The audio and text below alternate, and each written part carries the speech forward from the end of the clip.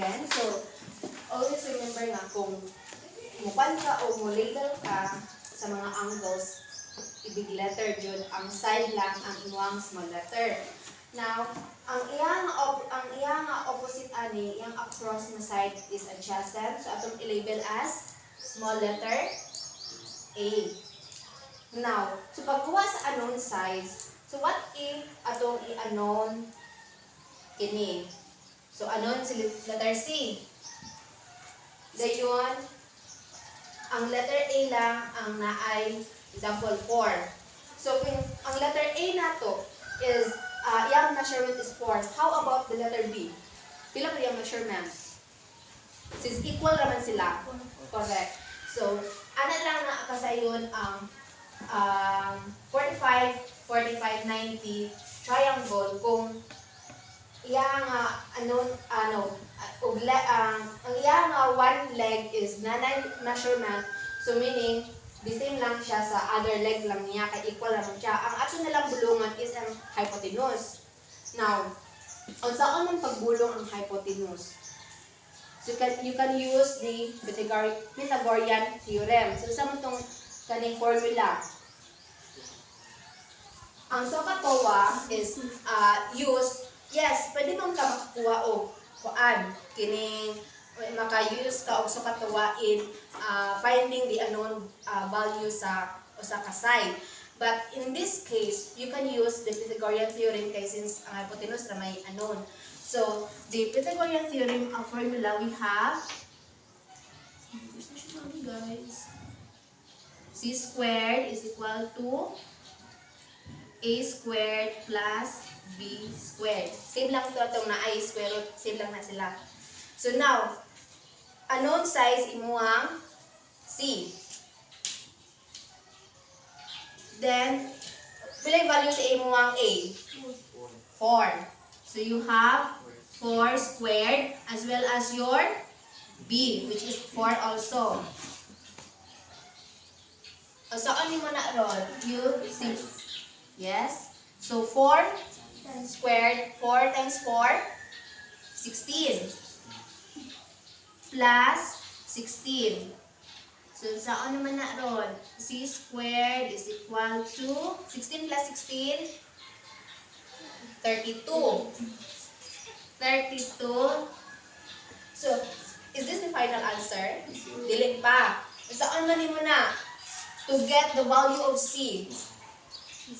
Squared both sides. Correct. So, atong squared si C. Then, square na to si 32.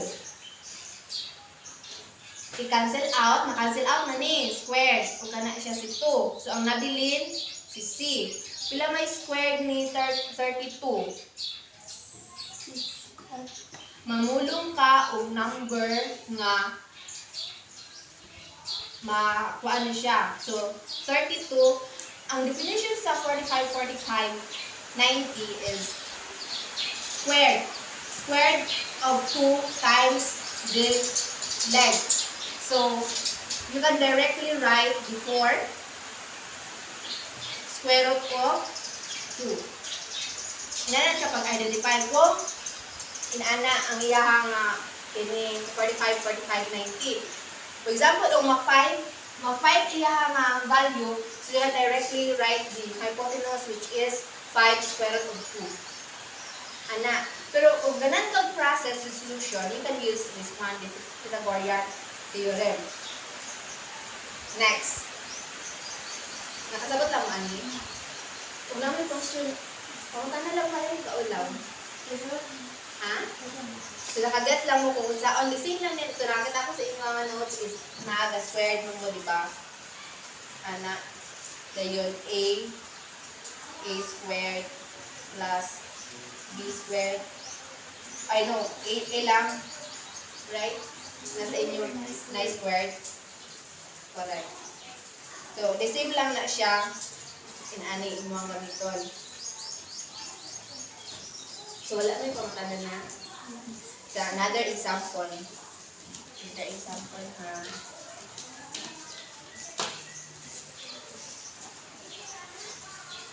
So, So what if ako i-anon si A? Both B, B, and A. Then ako given si hypotenuse. So ano ni? Kinin ako siya na anon. Dayon, given ako si hypotenuse which is 10. Which is 10. So how are you going to determine the measurement of the two legs? So you can use the formula. Na tayo laing formula to get the unknown size, which is say sa hypotenuse, pwede mo makagamit ani kung depende kung asa inyong prefer, asa yung sayunan. Hypotenuse, to get the hypotenuse, we have the leg times multiply din na ha that dayon square root of 2.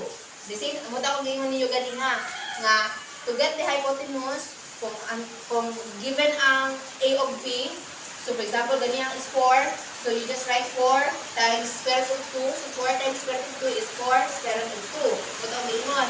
So to get the leg, kung kini na ko siya anon, leg is equal to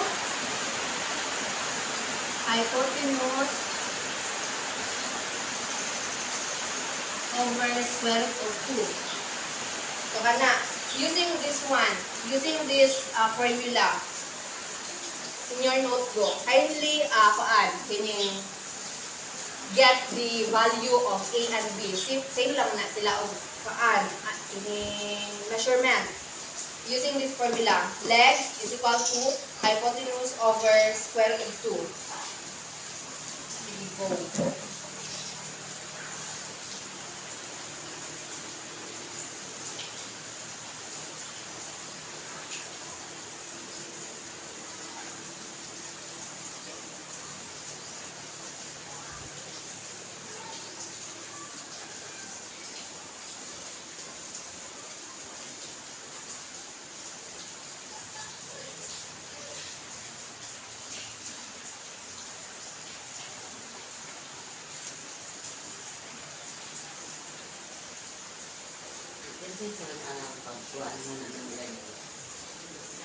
Leg, mo man siya ano, di ba? Which is kini either yung gamiton ani A. So, sige, let's just example. Leg is equal to hypotenuse square root of 2. So, either yung gamiton ani, same naman sila ang measurement. So, let's just use the A.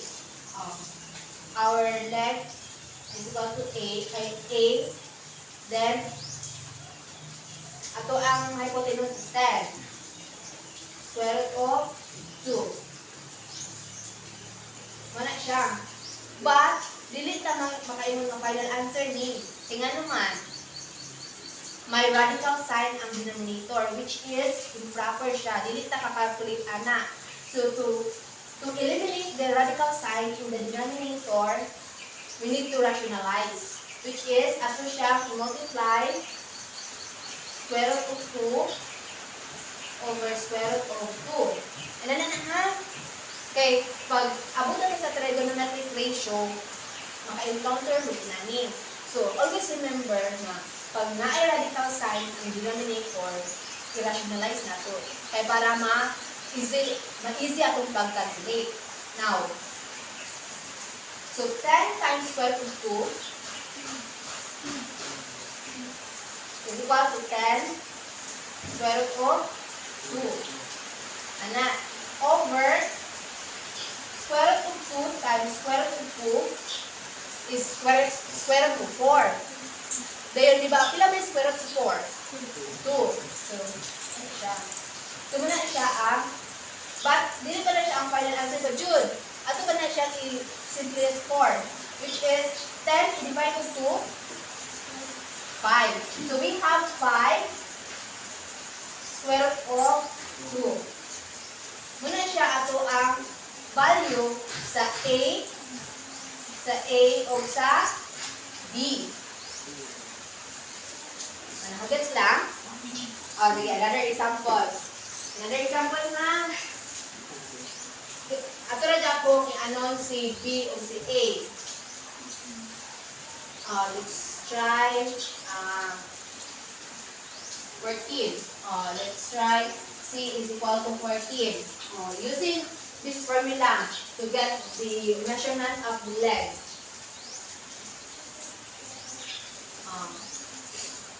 Sige, solve that in your notebook.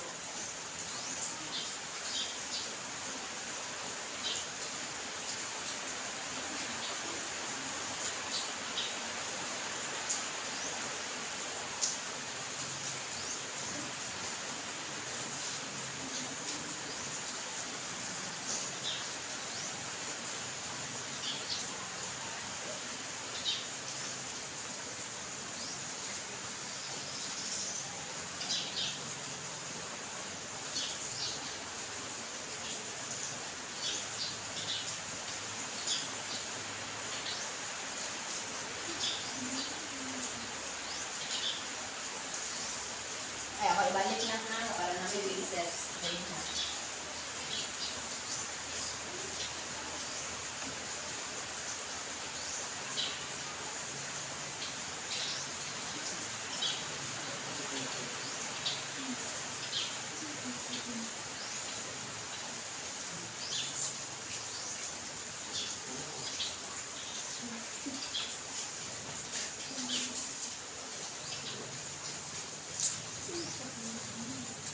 Correct.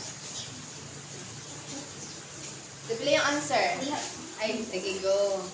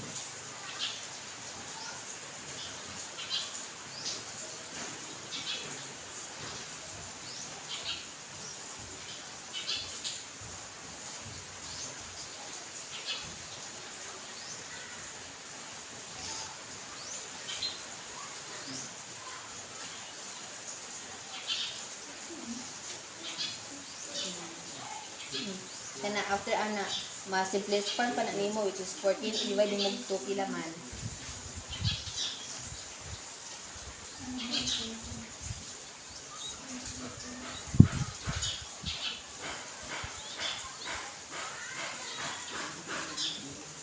Ang 14 divide og 2.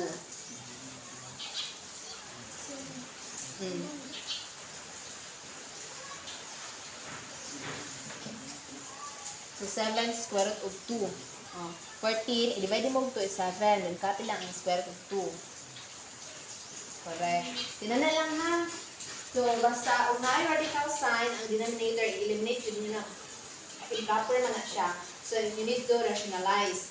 So in rationalizing, you need to i-copy lang nimo kung saan ang denominator. Square root of 2 over square root of 2. Dayon, 10 times square root of 2 is 10 square root of 2. Dayon, square root of 2 times square root of 2 is square root of 4. Then, square root, namay kuan ang 4, which is 2. So, 2. So, in ana, makita niyo na nga, pwede pa rin siya ma-simplest form. So, 10 divided 2, which is 5, which is this is your final answer. So, pwede niyo na magamit, niyo na formula. Depende lang, dagan ang formula, but depende lang ninyo kung asa yung prefer. Mo gamit mo itong Pythagorean theorem or kini. So, pero kung ako pabukon, mas prefer na ito ni either of that. Pwede mo ka magamit mo sa'yo kung ang Pythagorean theorem.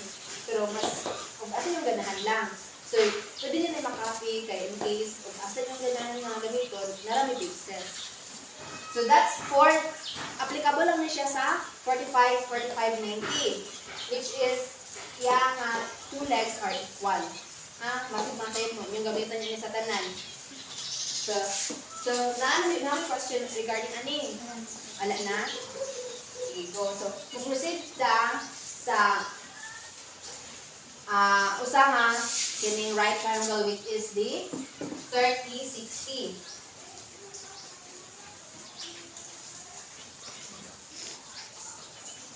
$30, $60, $90.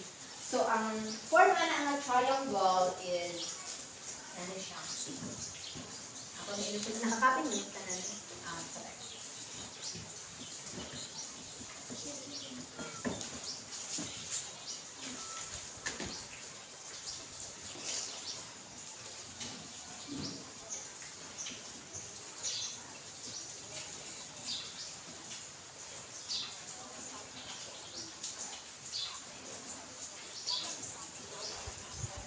So, muna iyahang nature sa 30, 60, 90. In which, dili na sila the same of legs. Nakita ninyo ang differences ganiya sa 45, 45, 90. Ang 45, 45, 90 the same. Equal ilang leg. Pero kini, dili na. So, 30, 60, 90. So, ang 30, of course, mag-across din na siya sa shorter leg. Kay ang 30 degrees is mo na siya smallest nga angle, ani nga triangle. So meaning, ang iyang mas shorter leg, ag-asa dito siya ga face. So diri ang iyang shorter leg. Ang 60, ga face man siya diri, so mo niyang longer leg. Ato na label na ha. Of course, ang hypotenuse nato is always asa tong taas na leg. So, muna ito ang hypotenuse.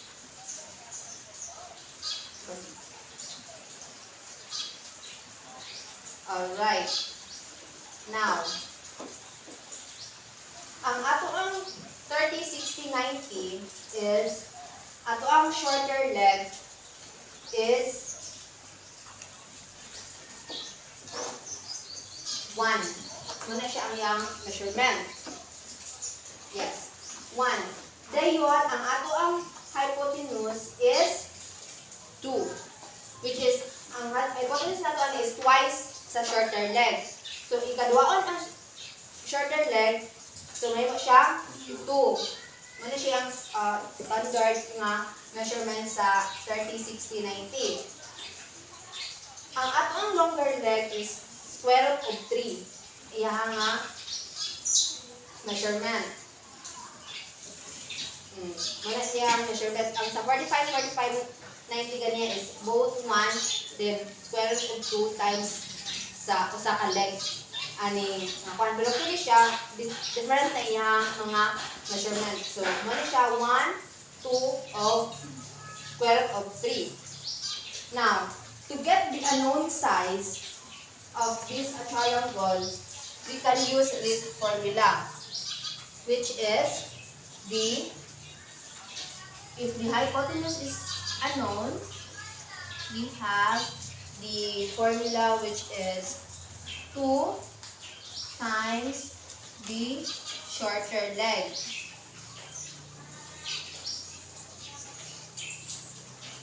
Dayon, ang shorter leg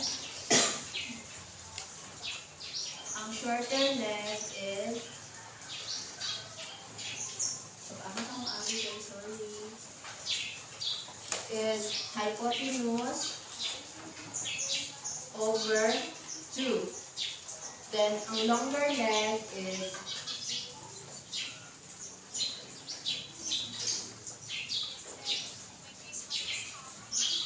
shorter leg. Ako rin siyang i-shortcut ha. SL for shorter leg times the square root of 3.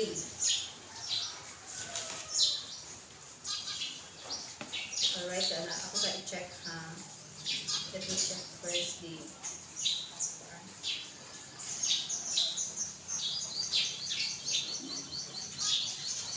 so, muna siya formula nato sa 30, 60 ha. So, i-copy sa ninyo sa... Oh.